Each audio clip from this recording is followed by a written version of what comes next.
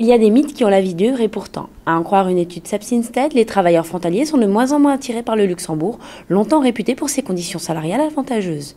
Ainsi, 65% des femmes et 46% des hommes résidant dans les régions frontalières et ayant un conjoint travailleur transfrontalier exercent leur profession dans leur pays de résidence.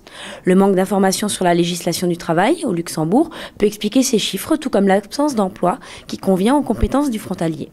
Mais la plupart du temps, c'est bien un choix personnel motivé par des questions d'ordre pratique. Trajet trop long, un revenu luxembourgeois déjà perçu par le conjoint, qui pousse celui-ci à éviter le Grand-Duché. 12 000 pèlerins ont investi ce matin les rues d'Echternach à l'occasion de la traditionnelle procession dansante, qui pourrait bien figurer au patrimoine mondial de l'UNESCO. Sur place, ils ont prié et surtout dansé en l'honneur de Saint Willibrord, le deuxième patron du Grand-Duché après la Vierge Marie. Tim Burton réclamait des surprises en lançant le rendez-vous de l'année du cinéma.